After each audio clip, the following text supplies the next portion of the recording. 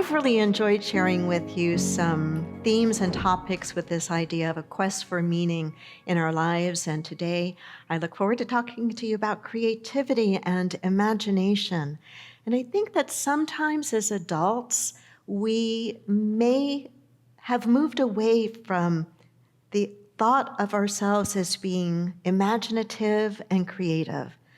I believe that all children start off with vivid imaginations and incredible creativity. Can remember going for walks when our son was a toddler, walking through the neighborhood, and Jonathan would pick up a leaf. And for an entire 30, 40-minute walk, he and that leaf were one. And I would ask him, what are you thinking? What are you imagining? And he would just make up these stories from this one little leaf. And I thought, wow. And I'm sure that, every mom thinks their kid is the most precious, right? And the most unique. And it should be that way. We should think that way about our little ones. But as adults, I think we forget that we had that too. Every one of us has that spark of creativity and the ability for vivid imagination. I remember my minister, Bob Stevens, many years ago saying something to the effect that every single one of us is incredibly talented, incredibly creative, incredibly imaginative, and if we doubt that we are, all we have to look at is the biggest mess we've ever made in our lives. And I really resented him for saying that. I had this argument going on in my head. How dare he say that? And I've learned over the years, whenever that kind of thing happens inside of me, that I'm wrestling with something I've read or something I've heard, to kind of just notice it and stop for a moment and ask what my resistance is about.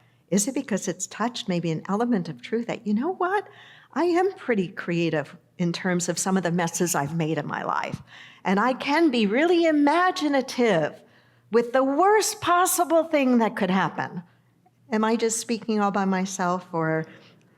Okay, so we all have those tendencies. But as children, I think our imagination and our creativity is a little more holistic and wholesome and on the positive side, right? On the positive side. And unfortunately, perhaps life experiences or messages that we get in growing up that somehow being like that is not okay, or the reality of life happens as we get older, and we find that perhaps that imagination begins to shrivel.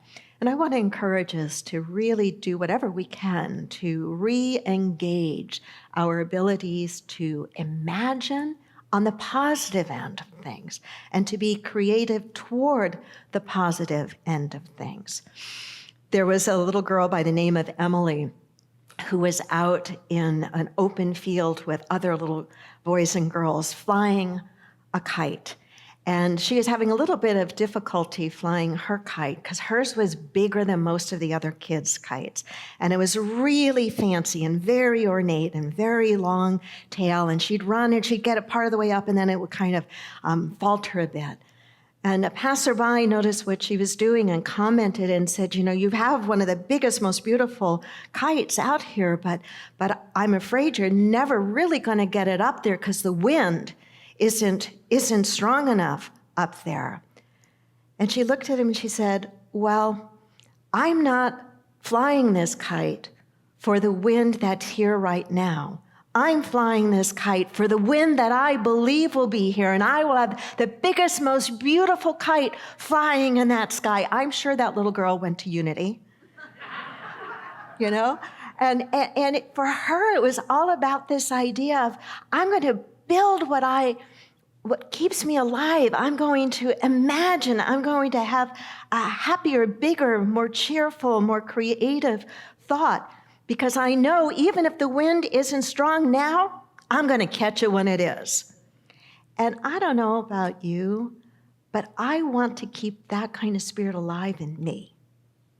And I want to do everything I can as a teacher, as an influencer, to inspire others to keep that alive in them. Because I think we need that. We've always needed it. We've always needed, as a human species, as people, as societies, as families, we've always needed creativity and vivid, positive imagination. But I think we need it a whole lot right now. A whole lot. Would you agree? A whole lot. To envision together and stand together and speak together and verbalize together, not what's wrong, but what we want to try to create together in the world. Imagination and creativity are powerful forces that drive innovation and progress. It's not just about creating beautiful things, it's about envisioning new answers to old problems. Envisioning new answers to old problems. That's true whether we're talking about an individual level or a societal level. There's a website with the title Good News. And here's a blurb from Good News website.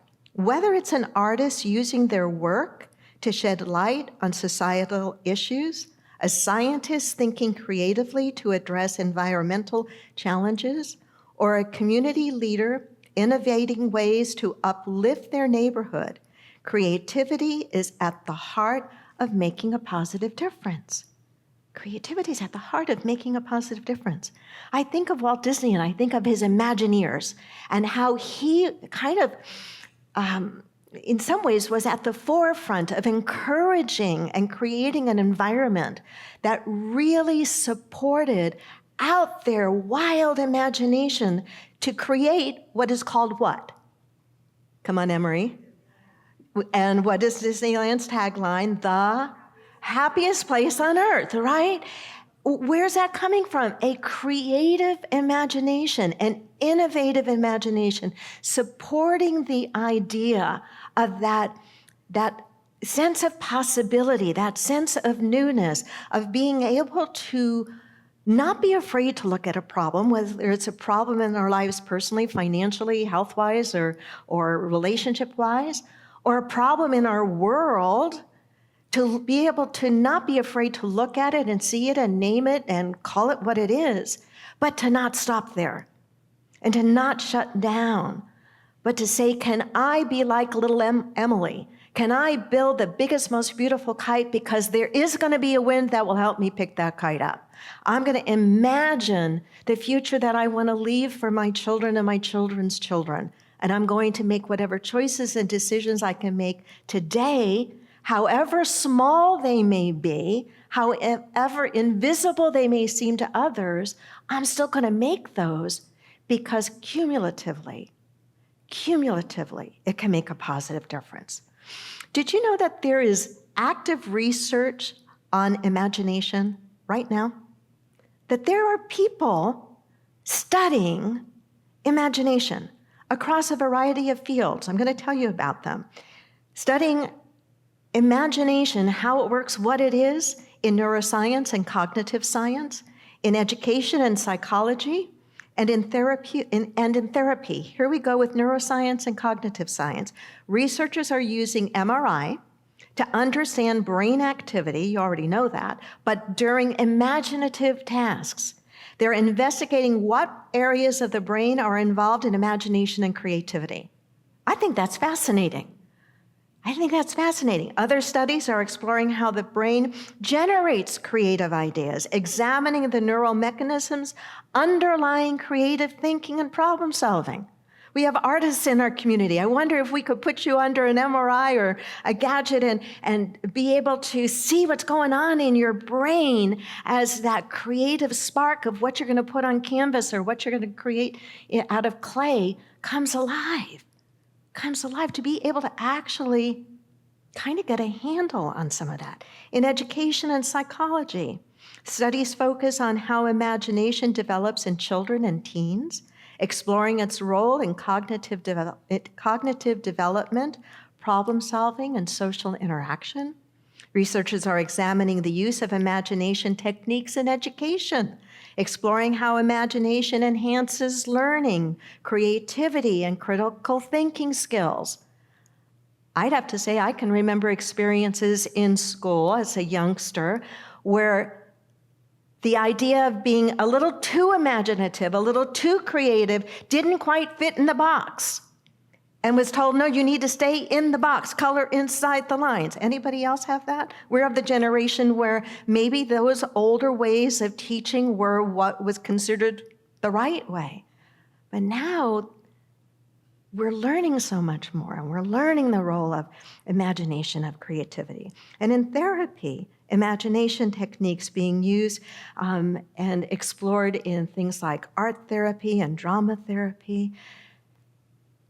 When I think of imagination, when I think of creativity, I think of them as spiritual qualities.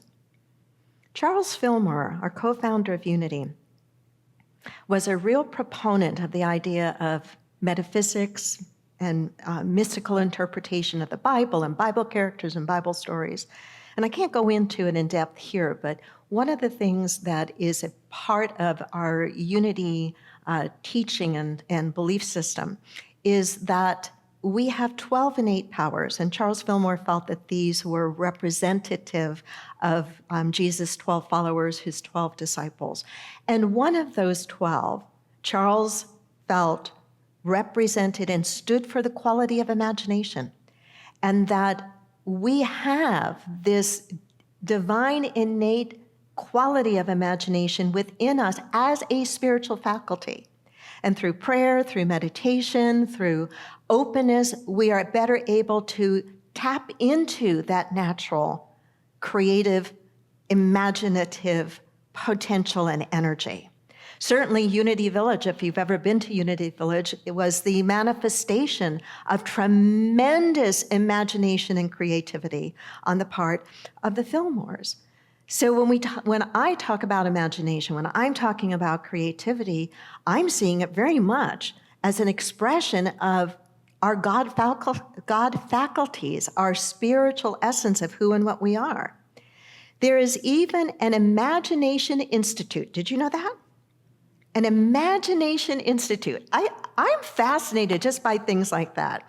It makes me, at the same time that I can feel quite worried and concerned about some of the things happening in our world today, to also know that all this other good stuff is going on that maybe should be talked about a lot more, is very encouraging to me. That there is an institute, the Imagination Institute. It's a nonprofit, and in some ways it's kind of connected to Unity. Sir John Templeton Foundation funds, so forth. Sir John Templeton has his organization or his foundation helped to fund the Imagination Institute. John Templeton was also a big fan of and friend of Unity and supported the Unity movement and still does to this day to a certain extent. And so this Imagination Institute, it's based in Philadelphia, and here's how they describe themselves. The Imagination Institute is dedicated to making progress on the measurement, growth, and improvement, of imagination across all sectors of society. Currently, there is little consensus on how to objectively measure imagination. To achieve its mission, the Imagination Institute is holding a grants competition and a series of events to lay the foundation for the long-term development of an imagination quotient and how to build imagination. We hear of IQ, right? Intelligence quotient. We know of EQ, emotional quotient. What about imagination quotient? What would happen if we really could zero in on that and encourage that and support that? Do you think that we might find out of the collective new, creative, innovative answers to some pretty significant problems? Yeah, I do too. And on a personal level, what's the benefit for us to even toy with the idea of strengthening our own creativity and imagination? Why bother? To what end? I think that there's a direct link between strengthening our creativity and our imagination and our ability to solve problems. You think about it. A problem is an opportunity, an invitation to have to think differently about something than the way you've thought about it before, to engage a different part of your brain, to maybe think outside of the box, to connect things thoughts or possibilities that you've never thought of connecting before. The more we consider cultivating our own creativity and imagination, I think we will find ourselves much better positioned to be able to solve the problems that arise in our lives, wherever the problems arise, whether it is in a relationship problem or a health problem or a financial problem. The more creative and imaginative we are, the better equipped we're going to be in being able to solve those. I think creativity and imagination, people who continue to use their abilities for creativity and imagination, and those who work to cultivate them, are much more fluid, much more adaptable to changing situations. It's when we become really rigid in our way of thinking or perceiving, black or white, this or that our options become kind of solidified. But when we are more creative, when we are more imaginative, we are better able to deal with the changes that happen around us. And I think we are not only better able to deal with them, but we deal with them in a more positive way. When I think of creatively approaching a problem, using my imagination to solve a problem, it feels more like play than work. Think about that for a moment. Did I hear an amen? Yeah, right. I think, right, when you think about, okay, I'm going to solve this problem, or I'm going to use my imagination. I'm going to see how I can creatively approach. It feels more like play, like the kid in the sandbox, or like Emily with the great big kite and all the fanciness of that kite. There's a playful energy about it. And maybe that's in part why it sometimes is a little more difficult for us as we become adults and we just kind of forget that. Imagination is a powerful force for social change and not just for personal change. A powerful force for social change and not just personal change. Some of you have vivid memories of watching on television Martin Luther King Jr. delivering his famous "I Have a Dream" speech, right? What was he doing? He was mobilizing a country with a vision, with a picture that he painted as clearly as I think could have been painted for that period of time. Moses led the Israelites out of Egypt and toward the promised land with imagination. Imagine a land flowing with milk and honey. And if you're in the desert, that's a pretty stark contrast, right? Imagine a land flow. Imagine paradise. Imagine it cultivated, solidified that group, that journey. It gave strength, it gave stamina, it gave resourcefulness. I was reading a PBS article by Aubrey James, How We Can Bring Creativity and Imagination Back to the Classroom. And there are some key ideas in here that I want to highlight that have not just to do with the classroom, but with the classroom of life, if you will. Before we go about shaping the future, we first need to decide what kind of future we want to live in. Right there is an important part, right? I think it's not good enough to say anymore the future we don't want. We have to say the future we do want. That's basic metaphysics. That's basic visioning in New Thought teaching. Before we go about shaping the future, we first need to decide what kind of future we want to live in. This is where imagination is a powerful force. The future belongs to those who can imagine it, design it, and execute it. It's not something you await, but something you create. The ability to envision radical and exciting futures for ourselves as individuals and collectively as a species is a fuel for human progress. It's why Einstein famously said, imagination is more important than knowledge. Imagination, more important than knowledge. It's a spiritual tool. I fear in some ways that we are using imagination today in a way that is adding to the polarization in our country.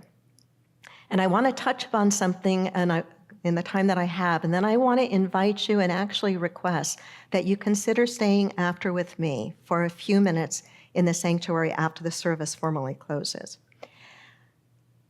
We can use our imagination to be open-ended and inclusive, or we can use our imagination in a way that creates greater divides in our country. I had the experience on Monday, this past Monday, after delivering my message on courage, and I spoke a lot on the idea of ethical and moral courage. And I received an email from somebody that I didn't know, and I want to be able to share this thread of email with you after the service is over, essentially saying to me that I had missed a great opportunity to speak of moral courage in my not addressing the attempted assassination of former President Trump, and that I missed an opportunity to speak of his moral courage. I'm not going to go into it here. The reason I'm bringing it up in this lesson, though, is because it's so easy for us, I know for me, and I imagine we're very similar in this way, to get, without realizing it, locked into a certain way of thinking about the other, whoever the other is, whether the other is left or right, pro-Trump or not pro-Trump. If I say those things to you, do you have in your mind kind of a certain, a pro-Trump person is this way, a not pro-Trump person is that way? Nod your head in honesty. Do you have kind of a somewhat fixed? I do too. And why I want to share with you this exchange is because it was such an interesting eye-opener for me and for this other individual. I thought about sharing it actually in the lesson. I had asked for his permission to do so, but the thread is about 8 minutes long, and I felt that was too long to do in here, and it also needs the opportunity for you to just kind of respond, and if you want to talk about it, we certainly can. But the point that I'm making with this is it's so easy, especially right now, I think, for us to be buying into a picture, a stereotype. Stereotypes are formed in part by the concretation, that's not the way I want to say the word, by allowing ourselves to have a really concrete opinion and vision of the other. Does that make sense? And from that, then, we have a sense of that's who this is and that's who that is. And no matter what happens in November, we're going to be left with us as people, perhaps misusing our imagination and continuing to consciously or unconsciously feed into the divide instead of using our spiritual powers and faculties of imagination to see how can we actually bridge that divide as people. I'm not talking about politics. I'm talking about people, about relationships. Nod your head if you have had any family relationship, work relationship, or friendship challenged by the division we have in our country right now. Nod your head if that's, raise your hand. That's almost all, that's a huge price, isn't it? So I think we need to use our imagination in a new way, in a more spiritually mature way, to how do we help heal some things. Does that make sense? Does that make sense? So I hope you'll consider staying and letting me read to you the back and forth. It was a moment of learning for me, and I think for the other person as well. How do I want to wrap this up? I want to wrap this up with a few suggestions on, so how can we, as adults, expand and deepen our creativity and imagination. I think there are some things we can do to help with that. Here are a few of them. We can expand and diversify our inputs. Where and how do we receive information? I'm not just talking about news right now. Are we reading books? Are we listening to books? Are we opening ourselves to different kinds of experiences and culture and ethnicities and different religions and different points of view and so forth, so that we can be more expansive, at least in our exposure to different ways of perceiving and different ways of being? How willing are we to embrace or to stretch our curiosity? To look at something, but then to look again and see if you can see it from a different angle, to ask a different question about it, to look at it from a different point of view, a different vantage point of view. How would you see this as a white woman, as a black man, as a child, as somebody who's highly educated, as somebody who's struggling to make ends meet, to engage in deeper, more curious thinking? One of the challenges, and perhaps you'll agree with me, that I think we face today is we're not using our minds very well. We're not challenging ourselves to really think, to explore whatever topics are really important to us. They're not sound bites. They're not sound bites. They take whatever it is, take some really trying to dig in and understand and be better educated, better informed. And that requires, I think, a certain curiosity of mind and curiosity of spirit. Can practice daydreaming. When was the last time you just daydreamed? I can't remember the last time I did, so note to self, daydream, right? I'm very task-oriented, so I'll put it on my task list. To do, daydream, right? Hey, if it works, I'm really pragmatic and practical. If it works, if I can get there with a check mark on my to-do list, I'll do it that way. But there are things that we can do. There are things that we can do, and I believe that not only will we find our life more fun and our ability to solve problems and deal with stuff better if we reinvigorate or increase our creativity and the use of our imagination. Not only will that help us personally, but I think it will help us collectively as well. I really believe in the innate wisdom in each and every one of us, and I deeply believe that when we practice basic mindfulness techniques and meditation and prayer techniques, that not only do we have access to our own wisdom, but we have access to all the wisdom that is in the divine, is in the one mind, the universal mind, and heaven knows we need a download of that personally and collectively now. God bless you.